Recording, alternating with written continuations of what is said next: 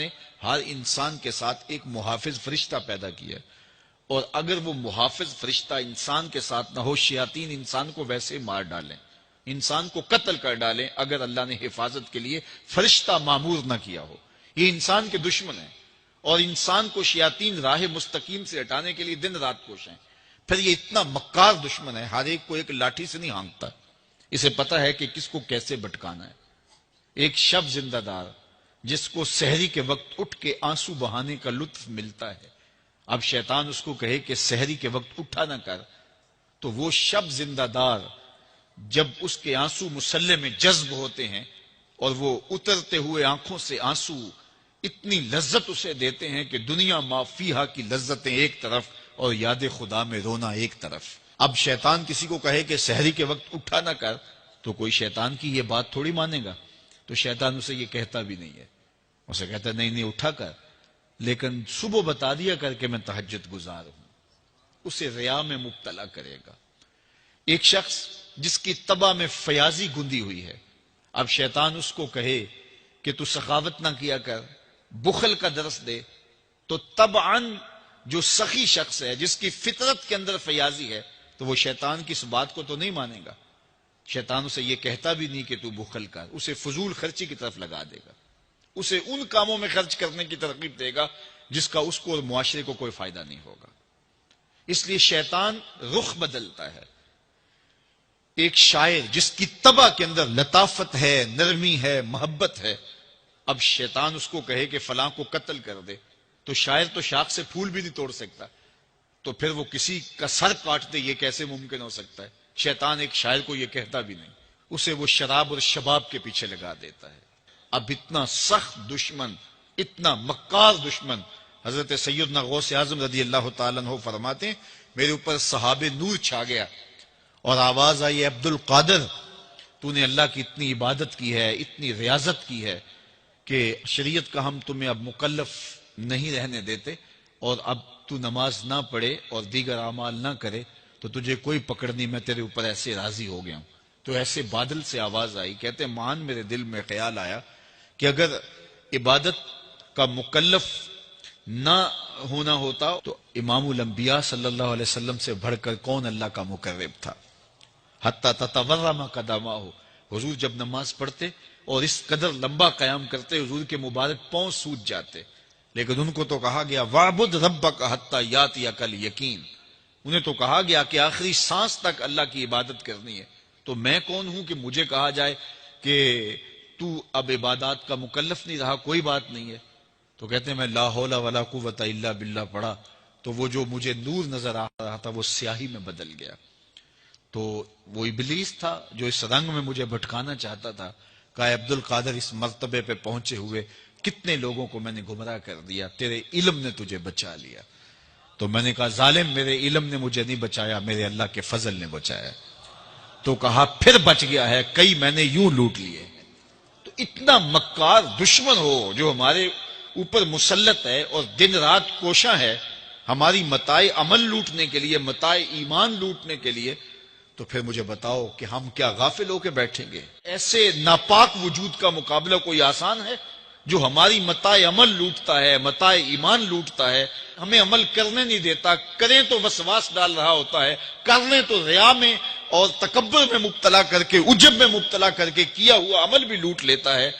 مجھے بتاؤ یہ کوئی جو ہے وہ سوکھا کام ہے کہ ہم مقابلہ کریں؟ اب ماہ سیام میں روزے سے بھوک بھی کاٹتے ہیں اور قرآن مجید کی تلاوت اور دیگر معمولات کے لیے ہمیں تنہائی بھی میسر آتی ہے، اور اسی طرح ہمیں روزے سے جو ہے وہ اپنی زبان کو کنٹرول کرنے کا درس بھی ملتا ہے۔ تو روزہ تمہاری زبان کا محافظ بن جاتا ہے، پھر روزہ تمہاری شہوات کے کنٹرول کا ذریعہ بن جاتا ہے، اور روزہ تنہائی کی وجہ سے اختلاط سے جو خرابیاں پیدا ہوتی ہیں ان سے تمہیں بچا لیتا ہے۔ تو گویا ماہ سیام اللہ تعالیٰ کی رحمتوں کا ایک روپ ہے، اور یہ ایک مہینے کا تربیتی کورس ہے جس کے ذریعے سے ہم اپنے باطن کی صفائی کر سکتے ہیں اور اندر کی غلاستیں، اندر کے میل کچیل مٹا سکتے ہیں۔ ارشاد فرمایا جو اللہ سے ڈرے اللہ اس کے لیے راستے کھول دیتا ہے، اور اللہ اس کو وہاں سے دیتا ہے جہاں سے اسے گمان بھی نہیں ہوتا۔ وَمَن يَتَوَكَّلْ عَلَى اللَّهِ فَهُوَ حَسْبُهُ، اور جو اللہ پر بھروسہ کرے اللہ اس کے لیے کافی ہو جاتا ہے، اس کی ضروریات کا وہ خود کفیل ہوتا ہے اور اس کے کام اس کے ذمہ کرم پہ ہوتے ہیں، کو ہو کے دیکھے اس کا۔ تو جو اللہ سے ڈرے اللہ اس کے لیے راستے بناتا ہے۔ حضرت عوف بن مالک رضی اللہ تعالی عنہ الاشجعی حضور کی خدمت میں حاضر ہوئے اور عرض گزار ہوئے کہ میرا بیٹا سالم مشرکین کی قید میں ہے اور میں فاقوں کی حالت میں ہوں، تو فرمایا آل محمد کے پاس ایک سیر جو ہیں، بس اس کے علاوہ ہمارے پاس بھی کھانے کے لیے دنیاوی اسباب نہیں ہیں۔ کہا صبر کرو اور اللہ سے ڈرو اور لا حول ولا قوت الا باللہ کثرت کے ساتھ پڑھو۔ یہ ایسا وظیفہ ہے، ایک حدیث پاک میں آتا ہے کہ یہ 99 بیماریوں کا علاج ہے، اس میں سب سے کم درجے کی بیماری ہم اور غم ہے، یہ دکھوں کا مداوع ہے، مشکلات کا علاج ہے، اور یہ وظیفہ میرے حضور نے بتایا۔ حضرت ابو ذر غفاری رضی اللہ تعالیٰ عنہ کو حضور نے 5 چیزیں بتائی تھی، ان میں سے 5ویں چیز یہ تھی کہ ابو ذر کثرت کے ساتھ لا حول ولا قوت الا باللہ پڑھا کرو۔ فرمایا عرش الہی کے نیچے ایک خاص خزانہ ہے، یہ وظیفہ وہاں سے آیا ہے، یہ زندگی میں معمول بنا لو، جب پھنس جاؤ مشکلات میں آ جاؤ تو لا حول ولا قوت الا باللہ پڑھو، اللہ راستے کھولے گا۔ تو حضور نے 3 چیزیں فرمائی، اللہ سے ڈرو، صبر کرو اور کثرت کے ساتھ لا حول ولا قوت الا باللہ پڑھو۔ وہ فرماتے ہیں کہ میں یہ عمل شروع کیا، ابھی گھر میں بیٹھا ہی تھا کہ دروازے پہ دستک ہوئی، تو میں اٹھا کہ دروازہ کھولوں دیکھوں کہ کون ہے، تو دروازہ کھولا، دیکھا میرا بیٹا کھڑا ہے اور اس کے پیچھے 100 اونٹ کھڑے ہیں۔ تو میں نے کہا کہ تم اور یہ اونٹ؟ کہا مجھے موقع لگ گیا، میں ان کی قید سے بھاگ آیا اور آتے آتے ان کے 100 اونٹ بھی ہانک لایا ہوں۔ وَيَرْزُقْهُ مِنْ حَيْثُ لَا يَحْتَسِبُ، وہ تمہیں وہاں سے رزق دے گا جہاں سے تمہیں گمان بھی نہیں، اس کے ہو کے تو دیکھو۔ اللہ اکبر، اللہ کے ہو جاؤ تو پھر وہ تمہاری ضرورتوں کا کفیل ہو جائے گا۔ فرمایا حضرت عبداللہ ابن مسعود رضی اللہ تعالیٰ عنہ نے کہ کسی شخص کو فقر و فاقہ آ جائے تو وہ لوگوں کو بتائے کہ میں آج کل بڑے مشکل حالات میں ہوں، ہر وقت لوگوں کو بتاتا رہے تو اس کی مشکل بڑھے گی، اس کی مشکلیں آسان نہیں ہوں گی اس طرح۔ اور اگر وہ اپنی اس مشکل کو کسی سے شیئر نہ کرے بلکہ مصلی بچھا کے اپنے رب سے کہے کہ مالک فقر و فاقہ آ گیا ہے اور اس کا علاج تیرے پاس ہے، اس مرض کا مداوع تیرے پاس ہے۔ تو حضرت عبداللہ ابن مسعود فرماتے ہیں کہ رسول کریم نے فرمایا جلد یا بدیر اللہ اس کو مالا مال فرما دے گا۔ یہ بھی کبھی کر کے دیکھو، مشکل آ جائے، فاقہ آ جائے، مصیبت آ جائے، کسی سے نہ کہو، صرف اپنے رب سے کہو، پھر دیکھنا اس کی کرم نوازیوں کا می کیسے برستا ہے۔ فرمایا اللہ پر بھروسہ کرنے کا جو حق ہے اگر وہ تم ادا کر دو، وہ تمہیں ایسے رزق عطا کرے جیسے پرندوں کو عطا کرتا ہے۔ ہم تو دکان پہ جانا ہوتا ہے، فیکٹری میں جانا ہوتا ہے، ہم اپنے کاروبار پہ جانا ہوتا ہے، نوکری پہ جانا ہوتا ہے، مزدوری پہ جانا ہوتا ہے، ہمیں پتہ ہے کہاں آج صبح جانا ہے، لیکن پرندوں کو کوئی پتہ نہیں ہوتا کہاں جانا ہے، راس المال بھی نہیں ہوتا، لیکن صبح نکلتے ہیں، شام کو کبھی بھی خالی پیٹ نہیں آئے۔ بن توکل پنچھی اڑ دے، خرچ نہ پلے زیرا ہو۔ گھر سے خالی پیٹ نکلتے ہیں، جب واپس آتے ہیں تو پیٹ بھرے ہوئے ہوتے ہیں، اور پھر جو ان کی ضرورت ہوتی ہے اللہ وہ ساری ضرورتیں پوری کرتا ہے، جو جو ضرورت ان کی ہوتی ہے۔ یہ شیر کتنا گوشت کھاتا ہے اللہ روز اسے دیتا ہے، یہ ہنس روزانہ سچے موتی کھاتے ہیں، اور آپ مارکیٹ میں لینے جائیں لاکھوں روپے لگا کے تولے ماشے کے حساب سے آپ خریدتے ہیں، پھر بھی آپ کو یقین نہیں ہوتا کہ یہ سچے ہیں یا 2 نمبر ہیں۔ اور ہنس دنیا پہ کروڑوں جانور پائے جاتے ہیں، روز کھاتے ہیں، صبح بھی، شام بھی، دوپہر بھی، پیٹ بھر کے کھاتے ہیں، اللہ روز انہیں عطا کر۔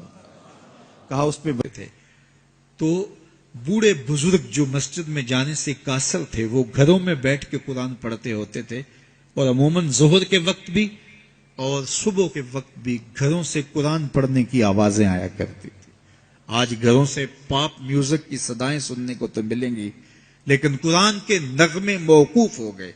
یہی وجہ ہے کہ آج ہمارے گھروں سے برکت روٹ گئی ہے. دولت کی فراوانی کے باوجود، وسائل کی کثرت کے باوجود، اسباب آسودگی حاصل ہونے کے باوجود نہ آسودگی ہے، نہ سکون ہے، نہ طمانیت ہے، نہ برکت رہی، اس لیے کہ ہمارے گھروں سے قرآن رخصت ہو گیا. آج صبح اٹھ کے فیس بک کا چہرہ تو دیکھتے ہیں لیکن قرآن کا نقشہ نہیں دیکھا جاتا. تو برکت کے قافلے گھروں سے رخصت ہو گئے اور گھر برکتوں اور رحمتوں سے خالی ہو گئے. آج بھی اگر ہم نے گھروں میں برکتوں کو واپس بلانا ہے، رحمتوں کو اپنے گھروں میں واپس لانا ہے، تو قرآن مجید کی تلاوت کو اپنے معمولات میں شامل کر لیجئے گا. پھر گھر میں آسیب کا سایہ نہیں ہوگا، ٹونا اور جادو نہیں ہوگا. پھر کسی بابے اور ملنگ کے پاس جا کر کے آپ کو اپنے مسائل نہیں بتانے پڑیں گے. آپ کے گھر میں قرآن ہے، سارے دکھوں کا علاج اسی مرشد کے پاس ہے. ساری مصیبتیں اور ساری مشکلیں اور سارے مصائب اسی قرآن کے دامن سے دور ہوتے ہیں اور اسی قرآن سے وابستگی سے گھر میں برکتیں اترتی ہیں.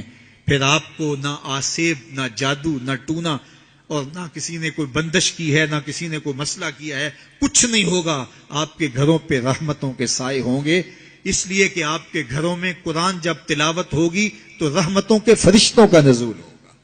تو جب رحمتوں کے فرشتے تمہارے گھر میں اتریں گے تو پھر کوئی مصیبت، کوئی پریشانی، کوئی بندش، کوئی دکھ آپ کے گھروں میں نہیں ہوگا.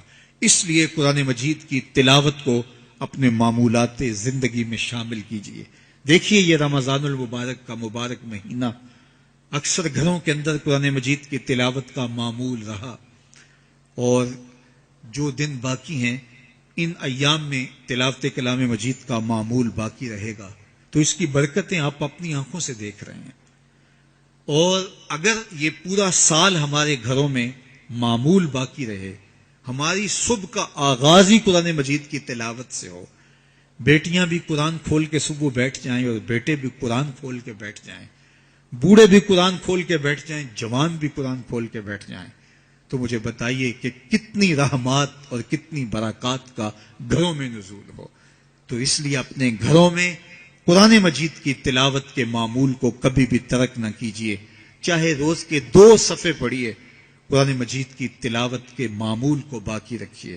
اور اگر اللہ آپ کو نصیب کرے تو اس کو مفہوم اور ترجمے کے ساتھ پڑھنے کی کوشش کیجیے، تاکہ قرآن کا جو ہمارے نام پیغام ہے وہ بھی ہم سمجھ پائیں کہ قرآن ہمیں کیا بتا رہا ہے اور ہمیں کیا میسج دے رہا ہے، تاکہ ہماری زندگیاں اس پاکیزہ کتاب کی روشنی اور کتاب کے اجالوں میں بسر ہو. اور یہ کتاب اللہ کا تیسرا حق ہے کہ اس کو مفہوم و مطلب کے ساتھ سمجھنے کی کوشش کریں.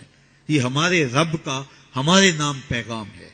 آپ کے کسی دوست کا، کسی ملنے والے کا آپ کے نام خط آ جائے اور وہ اس زبان میں ہو جو زبان آپ نہ جانتے ہوں، تو اتنی دیر تک آپ مطمئن نہیں ہوتے جب تک اس کے مندرجات سمجھ نہیں لیتے، کسی ایسے شخص سے وہ مضمون جان نہیں لیتے جو وہ زبان جانتا ہو.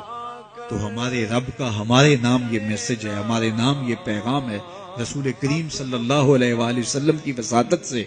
تو ہمیں اس کو سمجھے بغیر چین کیوں آ گیا ہے؟ تو ہم اس پیغام کو سمجھیں کہ ہمارا رب ہمیں کیا فرما رہا ہے، کن امور کا حکم دے رہا ہے اور کن باتوں سے ہمیں روک رہا ہے. اگر ہم قرآن مجید